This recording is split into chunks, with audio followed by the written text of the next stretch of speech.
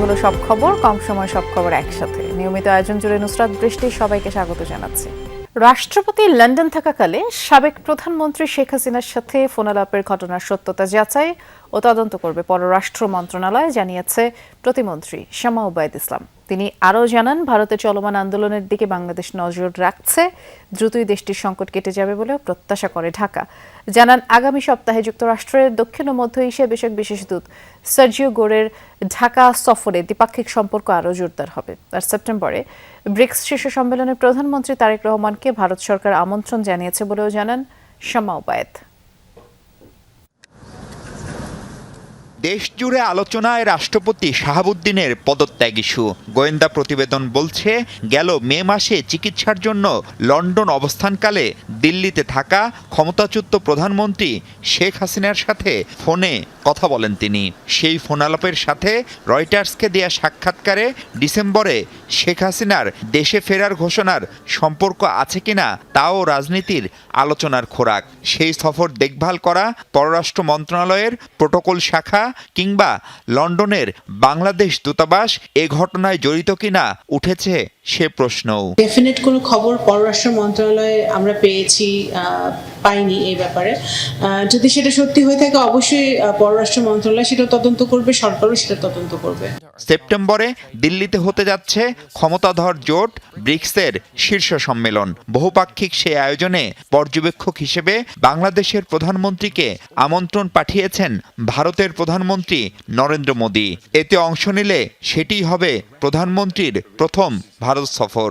আনুষ্ঠানিক আমন্ত্রণ আমাদের পররাষ্ট্র মন্ত্রণালয়ে এসেছে, আমরা সেটা মাননীয় প্রধানমন্ত্রীর দপ্তরে পাঠিয়েছি। গত কয়েকদিনের আন্দোলনে উত্তাল ভারত। দিল্লি থেকে সে আন্দোলন ছড়িয়েছে অন্যান্য রাজ্যেও। প্রতিবেশী রাষ্ট্রের এই অস্থিরতা ভাবাচ্ছে বাংলাদেশকেও। আমাদের এই রিজনে স্টেবিলিটি, স্থিতিশীলতা এবং শান্তি বজায় থাকুক, সেটাই আমরা আমাদের অবস্থান এবং আমরা সেটা চাই। ভারত আরেকটি বিশ্বের বৃহত্তম একটি গণতন্ত্র। সেই গণতান্ত্রিক সরকার হিসেবে তারা তাদের জনগণের অবস্থান দেখবে এবং সমস্যা সমাধানের দিকে দ্রুত গতিতে আগাবে, সেটা আমরা আশা করি। জুলাইয়ের শেষ সপ্তাহে ঢাকা আসছেন যুক্তরাষ্ট্রের দক্ষিণ ও মধ্য এশিয়া বিষয়ক বিশেষ দূত। তিনি দিল্লিতে যুক্তরাষ্ট্রের রাষ্ট্রদূত। বলা হচ্ছে, ভূ রাজনীতিতে ঢাকার অবস্থান স্পষ্ট জানতে চাইতে পারে ওয়াশিংটন। এই সফরের মধ্য দিয়ে আরও নতুন কিছু বেরিয়ে আসবে। আমাদের বহুপাক্ষিক সম্পর্ক আছে যুক্তরাষ্ট্রের সাথে, সেগুলো আরও সুগম হবে এবং আমরা আমাদের বাণিজ্যিক সম্পর্ক, আমাদের পিপল ডিপ্লোমেসি, ইকোনমিক ডিপ্লোমেসি সব কীভাবে সামনের দিকে এগিয়ে নিয়ে যাওয়া হবে, সেটাই আলোচিত হবে বলে আমি মনে করি। প্রতিমন্ত্রী জানান, বিভিন্ন দেশে বন্ধ থাকা ভিসা চালু করতে সর্বাত্মক চেষ্টা চালাচ্ছে সরকার। ইউরোপিয়ান ইউনিয়ন, আমাদের মধ্যপ্রাচ্য এবং সহ বিভিন্ন দেশগুলোতে যে ভিসার সমস্যাগুলো আছে, এই সমস্যার সমাধানে কিন্তু আমরা কাজ করছি। মাহফুজ মিশু, যমুনা নিউজ, ঢাকা। দল থেকে সাতক্ষীরা 4 আসনের এমপি গাজী নজরুল ইসলামকে বহিষ্কারের পর এবার ইসিকে চিঠি দিয়ে তা অবহিত করেছে জামায়াত। সেই সাথে স্পিকারকেও চিঠি দেওয়া হয়েছে। এদিকে দলের চিঠির ভিত্তিতে সংসদ সদস্য পদ হারানোর আইনি ভিত্তি নেই বলে জানিয়েছেন নির্বাচন কমিশনার আব্দুর রহমান এল মাসুদ। বলেন, কেবল দণ্ডপ্রাপ্ত আসামি হলে সরাসরি ব্যবস্থা গ্রহণ করতে পারবে ইসি। এর বাইরে জাতীয় সংসদ থেকে চিঠি পেলে এমপি নজরুলের ব্যাপারে যাচাই বাছাই করে সিদ্ধান্ত নেবে কমিশন।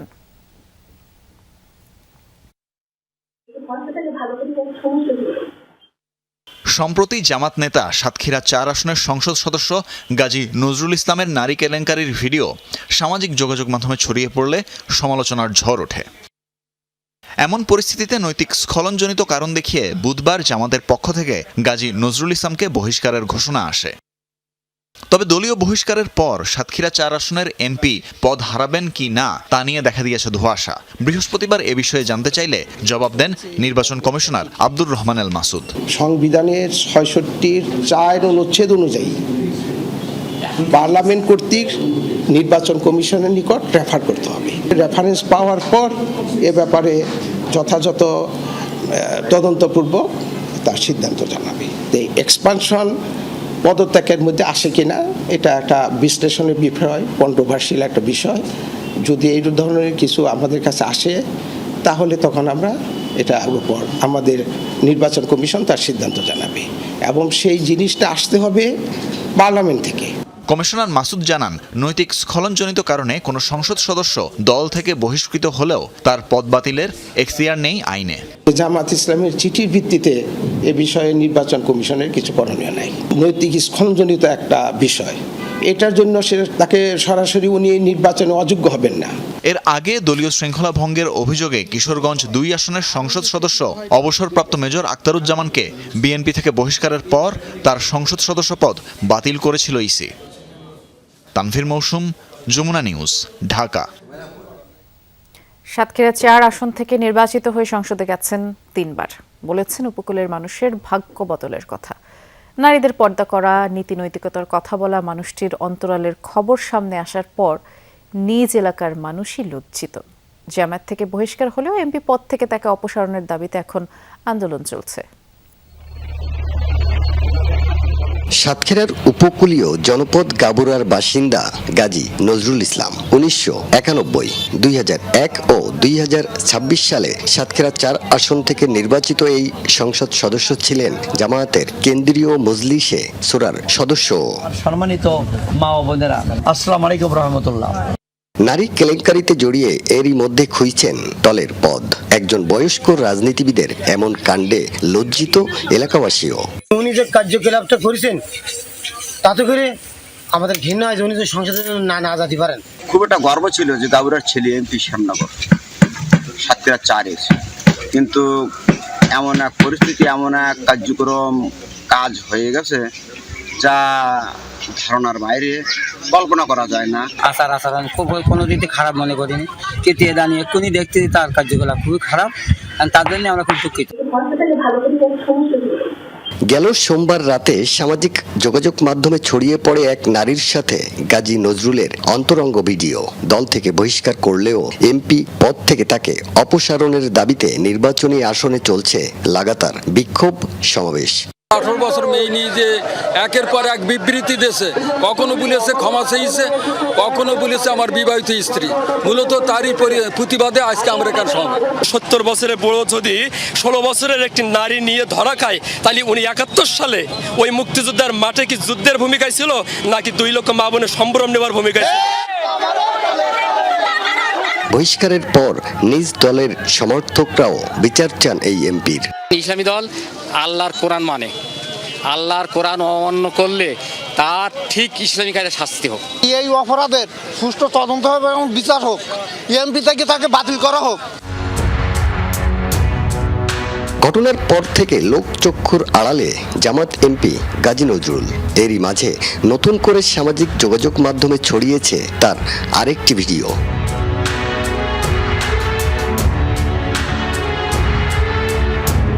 আকরামুল ইসলাম, যমুনা নিউজ, সাতক্ষীরা।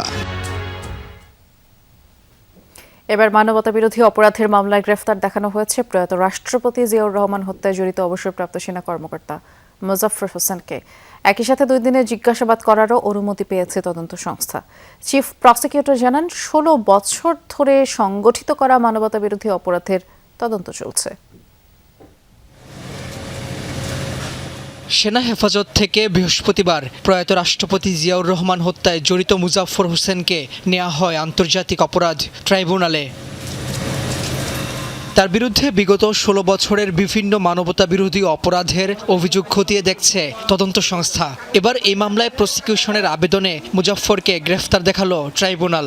পাশাপাশি 2 দিনের জিজ্ঞাসাবাদের অনুমতিও দেয়া হয়েছে তদন্ত সংস্থাকে। তাকে আমরা জিজ্ঞাসাবাদ করব এবং জিজ্ঞাসাবাদ করার পরে যদি তার বিরুদ্ধে সুনির্দিষ্ট অভিযোগ প্রমাণিত হয়, তখন তার বিরুদ্ধে এই মানবতা বিরোধী অপরাধের কোন ঘটনায় আমরা তার বিচারের সম্মুখীন করছি সেটা তখন বলা যাবে। চিফ প্রসিকিউটর জানান, 1/11 সরকারের বিতর্কিত কর্মকাণ্ড থেকে জুলাই গণঅভ্যুত্থান পর্যন্ত সেনা কর্মকর্তা মাসুদ উদ্দিন চৌধুরীর সাথে মিলে নানা অপরাধ করেছেন মুজাফফর, যা প্রাথমিক তদন্তে বেরিয়ে এসেছে। মাসুদ উদ্দিন চৌধুরীর সাথে ঘনিষ্ঠতা, মাসুদ উদ্দিন চৌধুরী তৎকালীন সরকারের সাথে ঘনিষ্ঠতা, উনি একজন পলাতক খুনি হওয়া সত্ত্বেও অনেক পার্শ্ববর্তী দেশের সাথে তার যাতায়াত, বাংলাদেশ সরকারের সাথে তার ঘনিষ্ঠতা, সংশ্লিষ্টতা, কথোপকথন এবং জুলাই আন্দোলনে এই যে মানবতা বিরোধী অপরাধ সংগঠিত হলো সেখানে অনেক পরিকল্পনা তিনি বাস্তবায়নের সাথে জড়িত। আগামী 1 বছরের মধ্যেই ট্রাইব্যুনালে জুলাই হত্যাকাণ্ডের সব মামলার তদন্ত শেষ করে বিচারের আওতায় আনা হবে বলে জানায় প্রসিকিউশন। যে কোনো মূল্যে আমরা ইনভেস্টিগেশন শেষ করব। এবং রাব্বি হোসেন, যমুনা নিউজ, ঢাকা। বাংলাদেশে বিনিয়োগের জন্য দেশি বিদেশি বিনিয়োগকারীদের আহ্বান জানালেন প্রধানমন্ত্রী তারেক রহমান। প্রতিশ্রুতি দেন প্রবৃদ্ধি সহায়ক নীতিমালা ও সরকারের আন্তরিক সহায়তা নিশ্চিতের। জানান বৈদেশিক বিনিয়োগ বৃদ্ধির জন্য আইনি সুরক্ষা, ব্যবসা বান্ধব কাঠামো, সহজ কর ব্যবস্থা এবং শক্তিশালী পুঁজিবাজার নির্মাণে সরকার কাজ শুরু করেছে। প্রধানমন্ত্রী বলেন 2034 সালের মধ্যে $1 ট্রিলিয়ন অর্থনীতির দেশ গড়তে তার সরকার প্রতিজ্ঞাবদ্ধ। রাজধানীতে বিদেশি বিনিয়োগকারীদের এক সম্মেলনে প্রধানমন্ত্রী তারেক রহমান এসব কথা বলেন। স্বল্পোন্নত দেশের মর্যাদা থেকে উত্তরণের পথে হাঁটছে বাংলাদেশ। সরকারের পক্ষ থেকে জোর দেওয়া হয়েছে বৈদেশিক প্রত্যক্ষ বিনিয়োগে। বিনিয়োগকারীদের নজর সরকারের বিনিয়োগ বান্ধব কর্মকাণ্ড আর আন্তরিকতার দিকে। দুপক্ষের যৌথ আলাপ হল রাজধানীর চীন মৈত্রী সম্মেলন কেন্দ্রে আয়োজিত ফরেন ইনভেস্টর্স চেম্বার অব কমার্সের আন্তর্জাতিক সম্মেলনে। সম্মেলনের মূল পর্বে ছিল ডায়ালগ সেশন, যেখানে প্যানেলিস্ট হিসেবে সরকারের নীতি নির্ধারকরা বাংলাদেশে বিনিয়োগের পরিবেশ নিয়ে নানান প্রশ্নের জবাব দেন। Bangladesh now provides a stable environment, a stable business climate. We are not only developing a law and guideline which is just appropriate for our country. We worked with everybody that it's right for our country, it's right globally. We as a team do believe that business should be done by the business sector. We're here to help and facilitate. So this new law and this new institution allows us to privatize a lot of government's assets. Our only agenda in hand is to convert this territory into a really investable one. প্রধান অতিথির বক্তব্যে প্রধানমন্ত্রী তারেক রহমান বলেন, কেবল রাজনৈতিক আশ্বাসের উপর ভিত্তি করে নয়, বরং ব্যবসায়িক সাফল্যের বড় অংশ নির্ভর করে সরকারের নীতিমালার উপর। The new forward-looking BNP government wants your companies to invest and expand in Bangladesh. When you invest in Bangladesh, our government will invest in you through our time, support and policies. This is a commitment we'll try our best to keep, inshallah. কিছু challenge থাকলেও বিশাল অভ্যন্তরীণ বাজার, পরিশ্রমী মানব সম্পদ, কৌশলগত ভৌগোলিক অবস্থান ও নিরঙ্কুশ জনসমর্থনে নির্বাচিত সরকার দেশকে টেকসই ও স্থায়ী সমৃদ্ধির দিকে এগিয়ে নিচ্ছে বলেও জানান প্রধানমন্ত্রী। আশ্বস্ত করে বলেন, বিনিয়োগকারীদের জন্য ইতিমধ্যেই আইনি সুরক্ষা জোরদারের পাশাপাশি প্রশাসনিক প্রক্রিয়া সহজ ও ডিজিটালাইজড করেছে সরকার। Our vision is to build a rules-based, globally connected, private sector-driven economy. Our government has completed 5 months in office, but our policy preparation began long before the election. We are modernizing our legal and regulatory framework, strengthening investor protection, improving dispute resolution, simplifying tax and VAT administration. প্রধানমন্ত্রী জানান, বাজেটে বিশেষ অগ্রাধিকার প্রাপ্ত খাতগুলোর জন্য সুনির্দিষ্ট প্রণোদনা নিশ্চিত করা হয়েছে। Our government is determined to build a $1 trillion economy by 2034. Bangladesh's future depends not only on attracting investment, but also on building lasting partnership. I welcome all of you to invest and flourish in Bangladesh. Let us grow together, create jobs, and shape Bangladesh. বাংলাদেশে বিনিয়োগ ও সাফল্যের নয়া দিগন্ত উন্মোচনের আমন্ত্রণ জানিয়ে সমৃদ্ধ ও বৈশ্বিকভাবে সংযুক্ত বাংলাদেশ গড়তে বিনিয়োগকারীদের প্রতি আহ্বান জানান প্রধানমন্ত্রী Tarique Rahman. Together we can build an economy that is stronger, equitable and inclusive. এর আগে প্রধানমন্ত্রী তারেক রহমান ঘুরে দেখেন ইনভেস্টর এক্সপোর বিভিন্ন স্টল। সাইফুদ্দিন রবিন, যমুনা নিউজ, ঢাকা।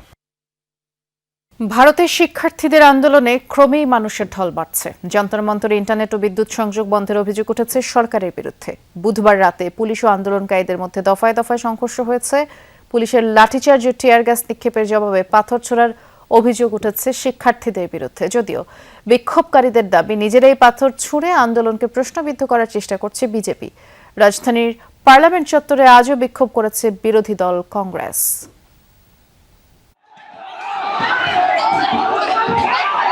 নিরাপত্তা বাহিনীর সাথে শিক্ষার্থীদের সংঘর্ষের এই দৃশ্য দিল্লির যন্তর মন্তরের।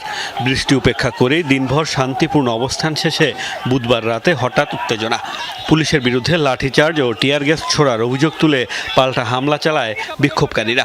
আহত হয় নিরাপত্তা বাহিনীর বেশ কয়েকজন সদস্য।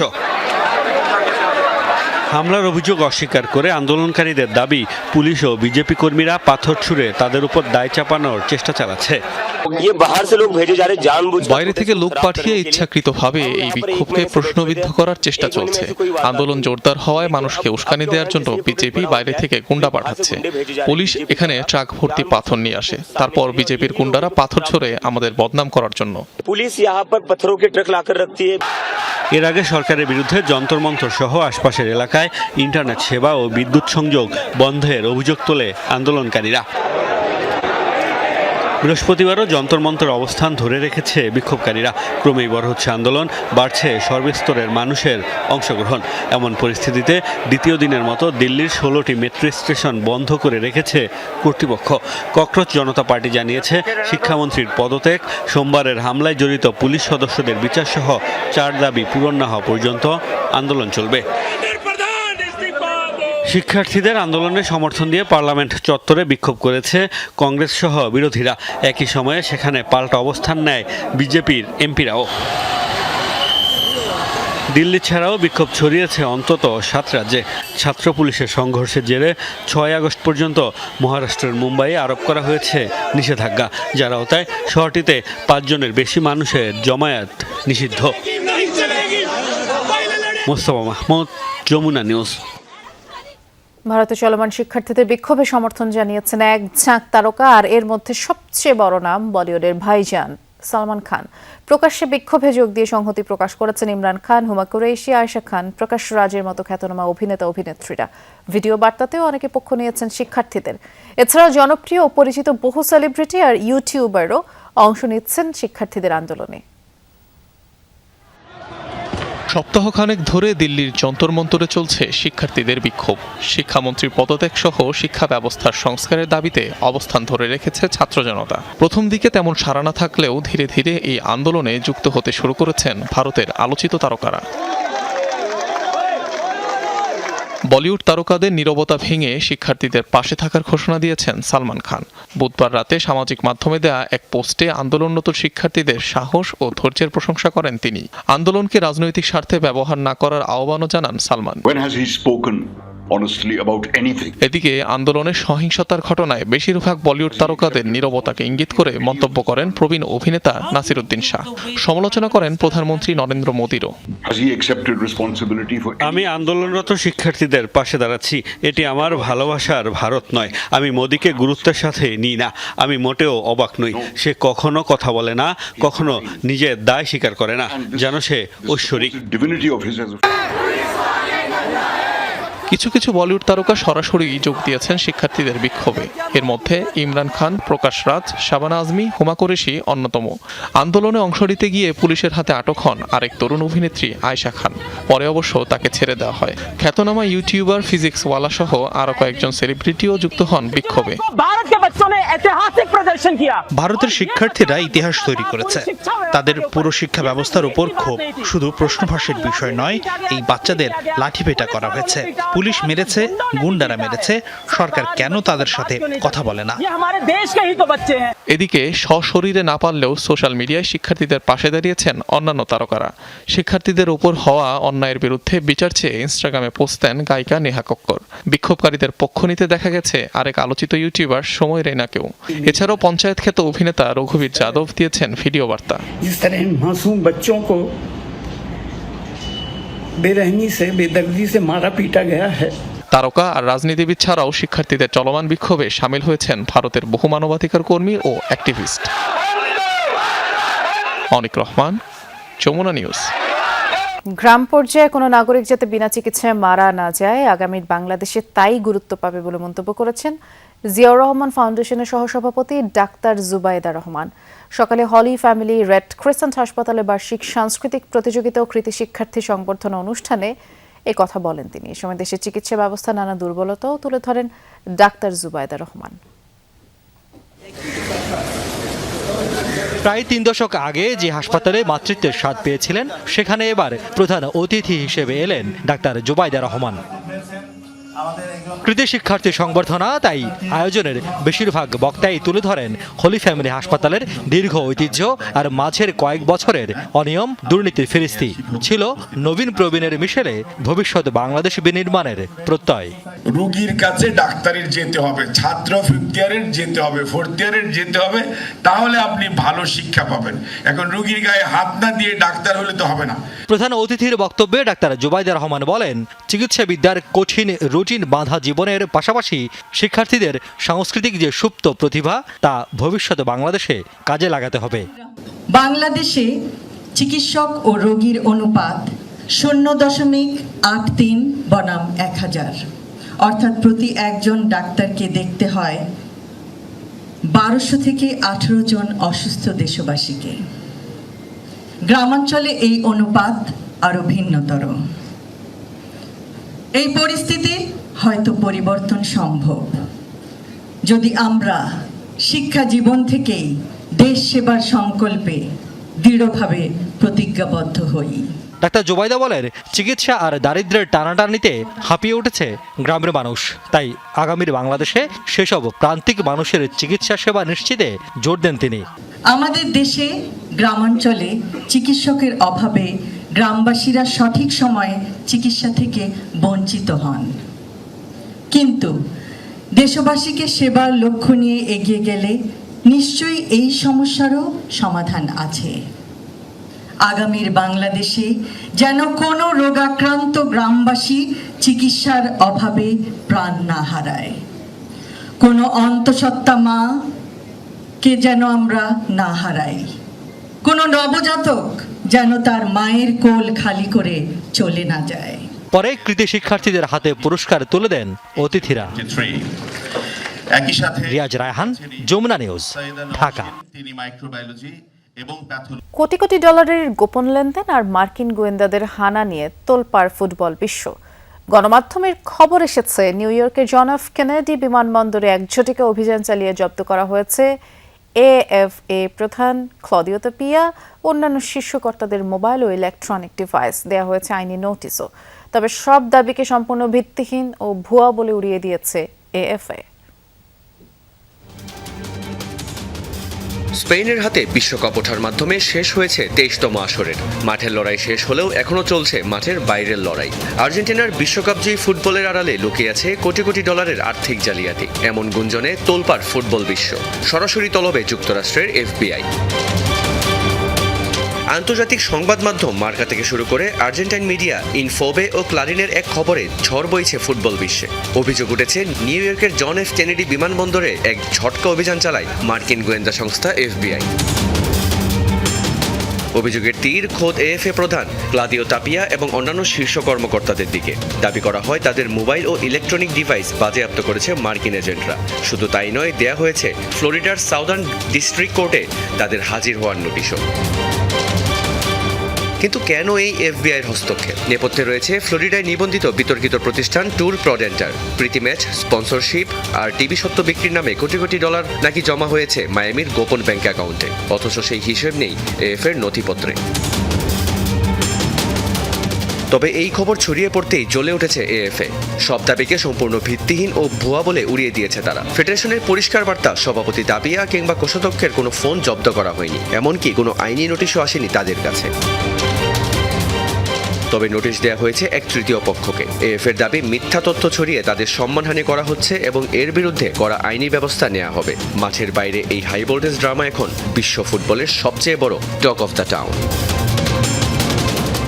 রিয়ান রাফতি, যমুনা স্পোর্টস। বিশ্বকাপ ফাইনালের পর দানি ওলমোকে ধাক্কা দেওয়ার ঘটনায় মুখ খুলেছেন আর্জেন্টিনার সহকারী কোচ রবের্তো আয়লা। বলেন, ঘুষি নয়, কেবল ধাক্কা দিয়েছেন তিনি। আয়লা বলেন, ঘটনাটি নিয়ে তিনি অনুতপ্ত, নিজের দায়িত্বের জায়গা থেকে আবেগ নিয়ন্ত্রণ করা উচিত ছিল বলেও স্বীকার করেন। আর ম্যাচ শেষ হওয়ার পর দুই দলের খেলোয়াড়দের মধ্যে কথা কাটাকাটি শুরু হয়। তার দাবি, বিষয়টি যতটা গুরুতর মনে হচ্ছে বাস্তবে ততটা ছিল না। আরও বলেন, বিষয়টি টেনে বড় না করে এখানেই শেষ করা উচিত। ভবিষ্যতে যদি আলমোর সাথে দেখা হয় তাহলে ব্যক্তিগতভাবে তার কাছে ক্ষমা চেয়ে নেবেন বলেও জানিয়েছেন তিনি। আগ্রাসীদের বিরুদ্ধে প্রতিরক্ষায় চোখের বদলে চোখ নীতি অনুসরণ করবে ইরান, এমন হুঁশিয়ারি দিয়েছেন দেশটির পররাষ্ট্রমন্ত্রী আব্বাস আরাকচি। মার্কিন বাহিনী সরে না গেলে হরমুজ প্রণালী দিয়ে এক ফোঁটা তেল রফতানি করতে দেয়া হবে না, হুমকি পার্লামেন্ট স্পিকার বাঘের গালিবাফের। আর বিপরীতে ডোনাল্ড ট্রাম্পের চোখ রাঙানি, হরমুজে কোনো জাহাজ আক্রান্ত হলে ধ্বংস করা হবে ইরানের অবকাঠামো। মার্কিন সেনা হত্যার প্রতিশোধেরও হুমকি দিয়েছেন। যুদ্ধবিরতি ভেস্তে গেছে আগেই, আলোচনার বদলে বাড়ছে হুমকির শক্তি প্রদর্শন। আরও ভয়াবহ রূপ নিয়েছে মধ্যপ্রাচ্যের সংঘাত। অনমনীয় যুক্তরাষ্ট্র ইরান পাল্টাপাল্টে হুমকি ধামকিতে আরও কঠোর অবস্থানের জানান দিচ্ছে দুপক্ষ। ডোনাল্ড ট্রাম্পের হুঁশিয়ারি, হরমুজ প্রণালীতে প্রতিটি জাহাজে হামলার জবাবে ইরানের একটি সেতু অথবা বিদ্যুৎ কেন্দ্র ধ্বংস করবে মার্কিন বাহিনী। মধ্যপ্রাচ্যে সেনা নিহতের প্রতিশোধ নেয়ার কথাও জানান। তাদের উপর এত জোরালো আঘাত করা হচ্ছে যে তারা আমাদের সাথে চুক্তি করতে চাইছে, কিন্তু আমার মনে হয় তারা এখনো প্রস্তুত নয়। যখনই চুক্তির কথা হয় নতুন নতুন পরিবর্তন দাবি করে। আমরা ইরানের বিরুদ্ধে জয়ী হতে চলেছি, আর এটা নিশ্চিত করতে যাচ্ছি যাতে আর কখনো তারা ঘুরে তাকাতে না পারে। ট্রাম্পের হুমকির জবাবে চোখের বদলে চোখ নীতির কথা মনে করিয়ে দিয়েছেন ইরানের পররাষ্ট্রমন্ত্রী আব্বাস আরাকচি। এক্স বার্তায় হুঁশিয়ারি দিয়েছেন, যুক্তরাষ্ট্রের আগ্রাসনের সহায়তাকারী প্রতিটি দেশই হবে তাদের বৈধ টার্গেট। আরও কঠোর বার্তা দিয়েছেন দেশটির পার্লামেন্ট স্পিকার বাঘের গালিবাফ। জানিয়েছেন, ইরানের অবকাঠামো আক্রান্ত হলে হামলার টার্গেট হবে মধ্যপ্রাচ্যের মার্কিন মিত্রদের তেল, গ্যাস, বিদ্যুৎ ও অর্থনৈতিক কাঠামো। রফতানি করতে দেয়া হবে না এক ফোঁটা তেলও। ডরথি দাস্ট্রিন, যমুনা নিউজ। নিরাপত্তা উদ্বেগে হরমুজের পর অচলাবস্থার মুখে আরেক গুরুত্বপূর্ণ নৌপথ বাব এল মান্দেব প্রণালী। পণ্যবাহী জাহাজে হুতিদের হামলা আর হুমকির জেরে নৌ চলাচল উল্লেখযোগ্যভাবে কমে গেছে লোহিত সাগরে। আর এমন পরিস্থিতি শুধু মধ্যপ্রাচ্য নয়, বৈশ্বিক জ্বালানি নিরাপত্তার জন্য নতুন অনিশ্চয়তার বার্তা হিসেবে দেখছেন বিশ্লেষকরা। মধ্যপ্রাচ্যের সংঘাতে হরমুজ প্রণালীর পর এবার উত্তেজনার কেন্দ্র বাব আল মান্দেব। নতুন করে শঙ্কায় পড়েছে বৈশ্বিক জ্বালানি সরবরাহ ও আন্তর্জাতিক বাণিজ্য। জাহাজ চলাচল পর্যবেক্ষণকারী প্রতিষ্ঠান কেপলারের তথ্য অনুযায়ী নিরাপত্তা উদ্বেগের কারণে একদিনের ব্যবধানে হরমুজ প্রণালীতে জাহাজ চলাচলের 31% কমে নেমে এসেছে মাত্র 9টিতে। একই সময়ে বাব আল মান্দেব প্রণালীতে 34% কমে পারাপার করেছে মাত্র 29টি জাহাজ। নিরাপত্তা ঝুঁকিতে এডেন উপসাগরের কাছাকাছি মাঝপথ থেকে ফিরে গেছে অন্তত 4টি জাহাজ। এর আগে সোমবার সৌদি সংশ্লিষ্ট জাহাজের ওপর সামুদ্রিক অবরোধ ঘোষণা করে ইয়েমেনের হুতিরা। এর পরপরই লোহিত সাগরে হামলার শিকার হয় সৌদি তেলবাহী দুটি ট্যাঙ্কার। এদিকে ইরানের তৎপরতায় দীর্ঘদিন ধরেই প্রায় বন্ধ হরমুজ প্রণালী। এরই মধ্যে বাব আল মান্দেব ঘিরে হুতিদের হামলা ও হুমকির জেরে অচল অবস্থার মুখে লোহিত সাগরও। দুই গুরুত্বপূর্ণ নৌপথে অনিশ্চয়তায় বাণিজ্যিক জাহাজগুলো রুট বদলাতে বাধ্য হলে বাড়বে পরিবহন ব্যয়। এমন পরিস্থিতিতে নতুন করে চাপের মুখে বৈশ্বিক জ্বালানি সরবরাহ ব্যবস্থা। পুষ্পিতা বিশ্বাস, যমুনা নিউজ। খুলনা বিশ্ববিদ্যালয়ে একটি ছাত্রী হলের ওয়াশরুমে গোপনে মোবাইল রেখে ভিডিও ধারণের অভিযোগ উঠেছে ক্যান্টিন পরিচালকের বিরুদ্ধে। তাকে পিটুনি দিয়ে পুলিশে দিয়েছেন শিক্ষার্থীরা। এই ঘটনার বিচার সহ নিরাপত্তার দাবিতে সকালে প্রশাসনিক ভবনে তালা ঝুলিয়ে দেন ছাত্রছাত্রীরা। অংশ নেননি ক্লাস পরীক্ষাতেও। ঘটনা তদন্তে 5 সদস্যের কমিটি গঠন করেছে বিশ্ববিদ্যালয় কর্তৃপক্ষ। চলছে আইনগত ব্যবস্থা নেওয়ার প্রক্রিয়া। খুলনা বিশ্ববিদ্যালয়ের বিজয় 24 ছাত্রী হলের ওয়াশরুমে গোপনে মোবাইল ফোন রেখে ভিডিও ধারণের অভিযোগে বুধবার রাতে ক্যান্টিন পরিচালক ইমাম হাসানকে ধরে পিটুনি দেয় শিক্ষার্থীরা। পরে তাকে পুলিশে দেয়া হয়। এ ঘটনায় ক্ষোভ ছড়িয়েছে শিক্ষার্থীদের মাঝে। বৃহস্পতিবার সকালে প্রশাসনিক ভবনে তালা ঝুলিয়ে দেন বিক্ষুব্ধরা। বন্ধ থাকে ক্লাস পরীক্ষাও। শিক্ষার্থীদের অভিযোগ, অভিযুক্ত ক্যান্টিন পরিচালকের মোবাইলে একাধিক ভিডিও পাওয়া গেছে। ওয়াশরুমের ভেন্টিলেটর দিয়ে গোপনে ভিডিও ধারণ করে বিভিন্ন টেলিগ্রাম গ্রুপে শেয়ার করত সে। এটা তো আসলে বলার ভাষা নাই, যেটা কি ধরনের একটা কাজ। এখন মেয়েরা এত ট্রমাটাইজড হয়ে গেছে এই বিষয়টা নিয়ে, এখন ওয়াশরুমে যাইতেও তো তাদের ভয় কাজ করবে। আসলে আমরা গত দিন রাত্রে জানতে পারি যে এরকম একটা জঘন্য ঘটনা ঘটছে এবং গত 6 মাস ধরে এটা হয়ে আসতেছে। তো এটার প্রতিবাদে সবকিছু এখন ক্লাস টাস সব বর্জন করা হয়েছে। যতদিন না পর্যন্ত এটা সুস্থ বিচার হচ্ছে ততদিন পর্যন্ত আমরা সব কার্যক্রম বন্ধ রাখবো। শিক্ষার্থীদের আরও অভিযোগ, যৌন হয়রানিমূলক অপরাধের ক্ষেত্রে বিশ্ববিদ্যালয় প্রশাসন উদাসীন। নিরাপত্তা নিশ্চিতের পাশাপাশি ঘটনার সুষ্ঠু বিচারের দাবি তাদের। এ ঘটনায় ক্ষোভ জানিয়েছেন শিক্ষকরাও। বিগত প্রভোস্ট উনি হচ্ছে ক্যান্টিনের পাশে গণরুম স্ট্যাবলিশ করে গেছে এবং ক্যান্টিনে ছেলেদেরকে কাজ করে এক্সারসাইজ দিয়েছে। এবং এই যে ঘটনা, আমরা মনে করি এটা একদিনের ঘটনা না। যে আউটসোর্সিং করা হয় যে সার্ভিসগুলো, যেমন আমাদের ক্যাফে, আমাদের লন্ড্রি, এরকম আরো কিছু কিছু সার্ভিস আছে, তো এদের কাদেরকে নিয়োগ দেওয়া হচ্ছে তাদের ব্যাকগ্রাউন্ড আরো ভালোভাবে একটু চেক করে নেওয়ার জন্য। প্রয়োজনে সেখানে সব ফিমেল ওয়ার্কার দেওয়ার যদি ব্যবস্থা করা যায়, সেটা হয়তো বা বিষয়টাকে আর একটু মানে ভবিষ্যতে পুনরাবৃত্তি না হওয়ার জন্য সেটা হয়তো একটা কাজ হতে পারে। তদন্ত কমিটি গঠন করা সহ শিক্ষার্থীদের নিরাপত্তা নিশ্চিতেও পদক্ষেপ নেওয়ার কথা জানিয়েছেন হল প্রভোস্ট। আমরা তাদের যে ক্যান্টিন পরিচালনার বরাদ্দ সেটা আমরা ক্যান্সেল করেছি। কর্মচারীদের জন্য কোনো ধরনের মোবাইল ফোন ভেতরে ব্যবহার করাটা আমরা নিষিদ্ধ করে দিয়েছি। তারা মোবাইল যদি কেউ আনেও তারা হল গেটে সেটা জমা দিয়ে তারা হলের মধ্যে প্রবেশ করবে। একটা তদন্ত কমিটি আমরা অভ্যন্তরীণ করে দিয়েছি। সেই তদন্ত কমিটিকে বলা হয়েছে 3 দিনের মধ্যে একটা তদন্ত প্রতিবেদন দেওয়ার জন্য। অভিযুক্ত ক্যান্টিন পরিচালক বর্তমানে পুলিশ হেফাজতে চিকিৎসাধীন। জাহিদ হাসান, যমুনা নিউজ। জুলাই হত্যাকাণ্ডের দ্রুত বিচার ও সুষ্ঠু তদন্তের দাবিতে চিফ প্রসিকিউটর বরাবর স্মারকলিপি দিয়েছে 11 দলীয় জোটের প্রতিনিধিরা। তারা শেখ হাসিনাকে ফিরিয়ে আনা এবং সংগঠন হিসেবে আওয়ামী লীগের বিচার দাবি জানান। আন্তর্জাতিক অপরাধ ট্রাইব্যুনালের চিফ প্রসিকিউটরের কার্যালয়ে স্মারকলিপি দেন তারা। এ সময় চিফ প্রসিকিউটর তাদের জানান, আগামী 1 বছরের মধ্যে জুলাই আন্দোলন ঘিরে হওয়ার সব মামলার তদন্ত শেষ করবে তদন্ত সংস্থা। ইতোমধ্যে আমির হোসেন আমু, দীপুমণি সহ আওয়ামী লীগ নেতাদের বিরুদ্ধে তদন্ত শেষ হয়েছে। আর শাপলা চত্বর হত্যাকাণ্ডের মামলার আনুষ্ঠানিক অভিযোগ দাখিল করা হবে 27 জুলাই, জানিয়েছেন চিফ প্রসিকিউটর। এছাড়া আগামী 1 আগস্ট র্যাবের টিএফআই সেল, 4 আগস্ট ডিজিএফআই এর জিআইসি সেল পরিদর্শন করবে ট্রাইব্যুনাল 1-এর বিচারকরা। এখানে বাধাটা একটু মাত্র আছে, সেটা হলো ডিলে করার প্রবণতা। এতে ওনারা ফেস করতেছেন। যেহেতু আমরা জাতীয় ঐক্যবদ্ধ আছি, সবাই এটাকে হেল্প করব এবং কমিটমেন্টও আছে, তাহলে এগুলো ব্যারিয়ার থাকার কথা নয়। প্রতিটি তথ্যপত্র সংগ্রহ তদন্ত করেই যেন দ্রুত বিচার। সেনা সদস্যদের মধ্যে যে কেসটা তাজুল সাহেবের আমলে যে কয়জন আছে, তার বাইরেও আরও 5 জন যারা অনেকগুলো গুমের ঘটনার সাথে জড়িত, সেই রিপোর্টটা আমরা ক্লোজ করে নিয়ে এসেছি এবং এটা অলরেডি আমাদের হাতে। কিন্তু আমরা এটা হয়তো কিছু পলিসি ডিসিশন থাকে, আমরা শিগগিরই এটা সাবমিট করে দিব। 2026 বিশ্বকাপের দ্রুততম ফুটবলার কে? এই প্রশ্নের উত্তর দিয়ে টুর্নামেন্ট শেষে দ্রুততম ফুটবলারদের তালিকা প্রকাশ করেছে ফিফা। ঘন্টায় 37.61 কিলোমিটার গতিতে ছুটে তালিকার শীর্ষে রয়েছেন ফ্রান্সের কিলিয়ান এমবাপ্পে। দ্বিতীয় স্থানে আছেন সুইডেনের অ্যান্থনি লেঙ্গা, আর যার গতি ছিল ঘন্টায় 37.16 কিলোমিটার। তৃতীয় স্থানে আছেন নেদারল্যান্ডসের মিকি ফন্ডেভন, আর নরওয়ের গোল মেশিন আর্লিং হালান্ড আছেন তালিকার 5ম স্থানে। তবে বিশ্ব চ্যাম্পিয়ন স্পেনের কোনো খেলোয়াড় সেরা 100 দ্রুততম ফুটবলারের তালিকায় নেই। ব্রাজিলিয়ান মিডফিল্ডার কাজেমিরোকে দলে ভেড়ানো নিয়ে টেম্পারিং এর অভিযোগে তদন্তের মুখে পড়েছে লিওনেল মেসির ক্লাব ইন্টার মায়ামি। অভিযোগ করেছে এলএমএস এর ক্লাব এলএ গ্যালাক্সি।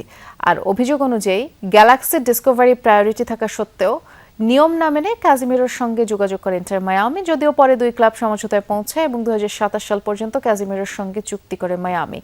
এরপরও তদন্ত চালিয়ে যাচ্ছে মেজর লিগ সকার। কাজিমিরো জানিয়েছেন, মায়ামি শহরের প্রতি ভালোবাসা, ক্লাবের প্রকল্প আর লিওনেল মেসির সাথে খেলার সুযোগে ইন্টার মায়ামিকে বেছে নেওয়ার প্রধান কারণ। ইরান যুক্তরাষ্ট্র উত্তেজনার মধ্যে সৌদি আরবের সাথে বেসামরিক পারমাণবিক চুক্তি করেছে ওয়াশিংটন। বুধবার বিবৃতিতে তথ্য জানায় সৌদি জ্বালানি মন্ত্রণালয়। জানানো হয়েছে, সৌদি যুবরাজ মোহাম্মদ বিন সালমান ও যুক্তরাষ্ট্রের জ্বালানি মন্ত্রী ক্রিস রাইট এই চুক্তি স্বাক্ষর করেন, যার লক্ষ্য হল পারমাণবিক শক্তিকে সঠিকভাবে ব্যবহারের উদ্দেশ্যে দক্ষতা, জ্ঞান ও প্রযুক্তির উন্নয়ন। এছাড়াও পারমাণবিক অস্ত্রের নিরাপত্তা নিশ্চিত বিস্তার রোধে প্রয়োজনীয় ব্যবস্থা নেওয়াও এই চুক্তির অন্যতম লক্ষ্য। এর আগে এই চুক্তি নিয়ে বেশ কয়েকবার আলোচনা হয়েছিল। এই চুক্তির আওতায় সৌদি আরব ইউরেনিয়াম সমৃদ্ধকরণ ও পারমাণবিক বর্জ্য প্রক্রিয়াজাতকরণের সুযোগ পাবে। রাজধানীর অপরাধ বৃদ্ধি নিয়ে টিআইবির প্রতিবেদনের সাথে পুলিশের হিসাব মিলছে না বলে জানিয়েছেন ডিএমপি কমিশনার মসলিউদ্দিন আহমদ। দায়িত্ব গ্রহণের পরে 2 মাসের পর্যবেক্ষণে আইন শৃঙ্খলা পরিস্থিতি ভালো দেখছেন বলেও জানান তিনি। দুপুরে শাহবাগ থানা পরিদর্শন শেষে সাংবাদিকদের ডিএমপি কমিশনার জানান, নগরের অপরাধ প্রবণ এলাকায় পুলিশের সংখ্যা বাড়ানো হয়েছে। পোশাক ছাড়াও সাদা পোশাকে পুলিশও দায়িত্ব পালন করছেন 24 ঘন্টা। এতে চুরি ছিনতাইয়ের মতো ঘটনা কমেছে। এদিকে পুলিশ সদস্যদের মানসিক স্বাস্থ্যের উন্নতি ও চাপ কমাতে ব্যবস্থা গ্রহণ করা হয়েছে বলেও জানান তিনি। পুলিশের আত্মহত্যা নিয়ে সাংবাদিকদের প্রশ্নের উত্তরে ব্যক্তিগত কোনো কারণে কেউ মানসিক চাপে থাকলে ঊর্ধ্বতন কর্তৃপক্ষের মাধ্যমে সাহায্য নেওয়ার আহ্বান জানান ডিএমপি কমিশনার। এছাড়াও রাজধানীর থানাগুলোতে অফিসার্স ও ফোর্স ব্যারাক আধুনিকায়নে নজর দেওয়া হয়েছে বলে জানান ডিএমপি কমিশনার।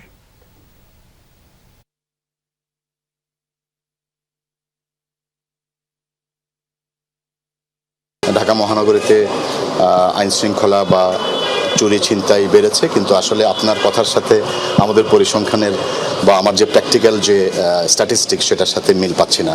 তো আমি বলবো যে ঢাকা মহানগরীতে ছিনতাই প্রতিরোধ করার জন্য আমরা আমাদের পোশাকের পুলিশের পাশাপাশি আমাদের যে সাদা পোশাকে আমাদের ডিবি সিটিটিসি তাদেরকে 24/7 আমরা রাস্তায় রেখেছি। কক্সবাজারকে আন্তর্জাতিক ও আঞ্চলিক পর্যটন কেন্দ্র হিসেবে গড়ে তুলতে সমন্বিত মাস্টার প্ল্যান প্রণয়নের উদ্যোগ নিয়েছে সরকার। দুপুরে সচিবালয়ে কক্সবাজারের সমন্বিত উন্নয়ন পরিকল্পনা নিয়ে অনুষ্ঠিত বৈঠক শেষে সাংবাদিকদের এসব কথা বলেন অর্থমন্ত্রী আমির খসরু মাহমুদ চৌধুরী এবং স্বরাষ্ট্রমন্ত্রী সালাউদ্দিন আহমদ।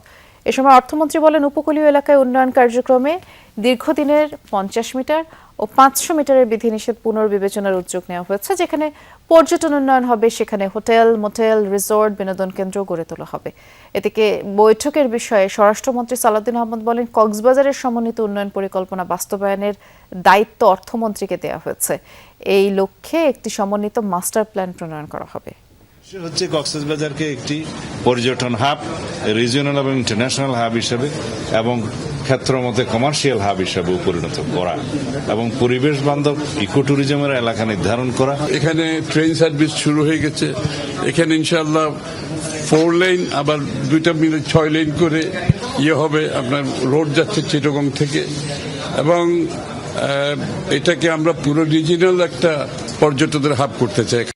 রাজধানীর দক্ষিণখানে মেট্রো প্রপার্টিজ লিমিটেডের স্প্রিং টাউন প্রকল্পে জোরপূর্বক দখল চেষ্টার অভিযোগ তুলে সাংবাদিক সম্মেলন করেছে প্রতিষ্ঠানটি। বিকেলে গুলশানে এক সংবাদ সম্মেলনে এই অভিযোগ করা হয়েছে। বলা হয়, মঙ্গলবার সকালে সালাউদ্দিন রুবেল ও তার দলবল প্রকল্প এলাকায় প্রবেশ করে সাইট ইঞ্জিনিয়ার, সুপারভাইজার ও নিরাপত্তা কর্মীদের মারধর ও হুমকি দেয়। পরে তারা জোরপূর্বক ভারী যন্ত্রপাতি, যানবাহন ব্যবহার করে প্রকল্প এলাকায় কাজ শুরু করে। প্রতিষ্ঠানটির দাবি, বুধবার সাধারণ ডায়েরি করতে গেলে পুলিশ প্রথমে তদন্তের কথা জানায়। পরে পুলিশ ঘটনাস্থলে গিয়ে অভিযোগের সত্যতা পেয়ে কাজ বন্ধ করে দিলেও পরদিন জিডির কপি নিয়ে গেলে তার গ্রহণ করা হয়নি বলে অভিযোগ করা হয়। এ সময় তারা আরও দাবি করেন, পুলিশের সহযোগিতায় অভিযুক্তরা আবারও প্রকল্পে কাজ শুরু করেছে। যদিও এসব অভিযোগের বিষয়ে অভিযুক্ত সালাউদ্দিন রুবেল বা সংশ্লিষ্ট থানার পুলিশের কোনো তাৎক্ষণিকভাবে বক্তব্য পাওয়া যায়নি। নওগাঁয়ে পরিবার পরিকল্পনা বিভাগের উপপরিচালক গোলাম মোহাম্মদ আজমের বিরুদ্ধে বিভাগীয় ব্যবস্থা গ্রহণের দাবি জানিয়ে স্মারকলিপি দিয়েছেন সাংবাদিকরা। বিকেলে জেলা টেলিভিশন জার্নালিস্ট অ্যাসোসিয়েশনের নেতাকর্মীরা অভিযোগ দেন, জানান দীর্ঘদিন বন্ধ থাকা হাঁসাইগাড়ি ইউনিয়ন স্বাস্থ্য পরিবার কল্যাণ কেন্দ্র নিয়ে প্রতিবেদন তৈরি করেন সাংবাদিকরা। এ সময় বক্তব্য নিতে গেলে গোলাম আজম সাংবাদিকদের সাথে খারাপ আচরণ, প্রকাশ্যে মামলার হুমকি দেন। এ ঘটনায় গোলাম আজমের বিরুদ্ধে সাংবাদিকরা বিভিন্ন কর্মসূচি পালন করেছেন। এ সময় জেলা টেলিভিশন জার্নালিস্ট অ্যাসোসিয়েশনের সভাপতি, সাধারণ সম্পাদক সহ স্থানীয় সাংবাদিকরা উপস্থিত ছিলেন। বিশ্বকাপ জিততে পারেননি, গোল্ডেন বুটও ওঠেনি হাতে, তবুও পুরো বিশ্বকাপে সবচেয়ে আলোচিত নাম লিওনেল মেসি। মাঠে পারফরম্যান্সের পাশাপাশি অনলাইনে ছিলেন আলোচনার কেন্দ্রবিন্দুতে। গুগল ট্রেন্ডসের তথ্য বলছে, পুরো টুর্নামেন্টে ব্রাজিল সহ বিশ্বের বিভিন্ন দেশে সবচেয়ে বেশি সার্চ করা হয়েছে আর্জেন্টিনার এই অধিনায়ককে। ফাইনালের দিন মেসিকে ঘিরে অনলাইন আগ্রহ সর্বোচ্চ পর্যায়ে পৌঁছে যায়। সব মিলিয়ে 2004 সালের পর এবারই বিশ্বকাপ নিয়ে সবচেয়ে বেশি সার্চ হয়েছে। 2022 কাতার বিশ্বকাপের তুলনায় এবারের আসরে অনলাইন অনুসন্ধান বেড়েছে প্রায় 94%। বিশ্বকাপ এখন শুধু মাঠের লড়াই নয়, ডিজিটাল দুনিয়ারও সবচেয়ে বড় বৈশ্বিক আয়োজন।